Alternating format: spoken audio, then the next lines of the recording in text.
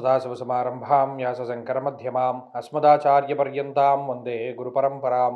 జ్యోతిషాస్త్రాన్ని భావితరాల వారికి ప్రసాదించిన ఋషుల యొక్క పాదపద్మాలకి నమస్కారం చేసుకుంటూ, అలాగే నాకు ఈ జ్యోతిష విద్యను నేర్పిన గురువర్యులు జ్యోతిష బ్రహ్మ కీర్తిశేషులు శ్రీ ఈరంకి సూర్యనారాయణమూర్తి గారు, సూర్యశ్రీ దైవజ్ఞ గారి యొక్క పాదపద్మాలకి నమస్కారం చేసుకుంటూ, ఓం శ్రీ మహాగణాధిపతి నమః, శ్రీ గురుభ్యో నమః, హరి ఓం. వీక్షకులందరికీ నమస్కారం.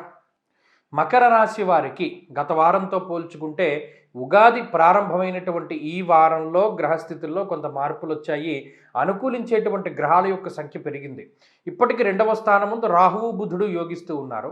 ఈ వారంలో చంద్రుని యొక్క బలం ఉన్నది. తృతీయ స్థానముందు శని యోగిస్తూ ఉన్నారు. తృతీయ స్థానముందు రవి యోగిస్తూ ఉన్నారు. ఈ వారంలో ప్రత్యేకించి శుక్రుని యొక్క బలం కూడా ఉన్నది. మనం చెప్పుకున్నాం ఈ పంచాంగ శ్రవణాలన్నింటిలో కూడా ఈ వారంలో డామినేట్ చేసే, అంటే ఈ సంవత్సరంలో డామినేట్ చేసేటువంటి రాశుల్లో మకర రాశి వారు ప్రధానంగా ఉంటారు. ఎందుకంటే గత 2 సంవత్సరాలుగా, సరే మిగతా సంవత్సరాలు వదిలేసేయండి, గత 2 సంవత్సరాలుగా వీరు ఏ పని తలపెట్టినా అది ముందుకు సాగదు. ఓ పొలం అమ్ముదాం ఉంటే వెళ్ళదు, ఒక ఇల్లు అమ్ముదాం అనుకుంటే వెళ్ళదు, ఒకటి కొనుక్కుందాం ఉంటే రాదు, ఒకటి పెళ్లి చేసుకుందాం ఉంటే అవ్వదు, లేదా సంతానం గురించి అని ఇలా ఏది ముట్టుకుంటే అదంతా వెనక్కి వెళ్ళిపోతూ ఉంటుంది. ఈ సంవత్సరంలో వీళ్ళు పూర్తి స్థాయిలో డామినేట్ చేస్తారు. దానికి నాందిగా ఈ వారం నుండి గ్రహస్థితి మీకు అనుకూలంగా మారుతుంది.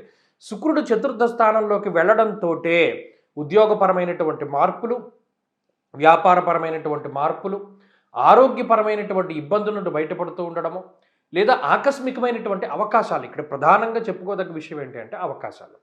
అంటే గతంలో మీరు వదిలిపెట్టేసినటువంటి అవకాశాలు ఏవైనా మరలా మీ దగ్గరికి రావడము, మిమ్మల్ని వదిలిపెట్టి వెళ్ళిపోయినటువంటి వాళ్ళు తిరిగి మరలా మీ దగ్గరికి రావడం, ఇత్యాది విషయాలన్నీ కూడా మకర రాశి వారికి కనబడుతూ ఉంటాయి. కాబట్టి ఈ వారంలో కొన్ని మార్పులు పాజిటివ్గానే కనబడుతూ ఉంటాయి.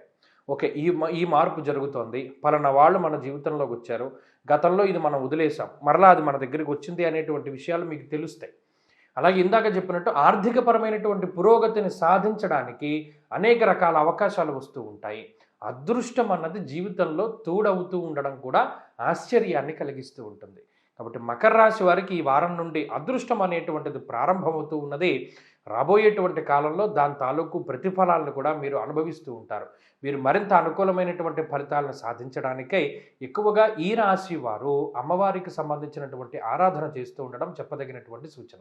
ఈ వారంలో కలిసి వచ్చేటువంటి రోజు శుక్రవారంగా చెప్పవచ్చును. అదృష్ట సంఖ్య 4, అదృష్ట వర్ణము ఆకుపచ్చ రంగు. తదుపరి కుంభరాశి.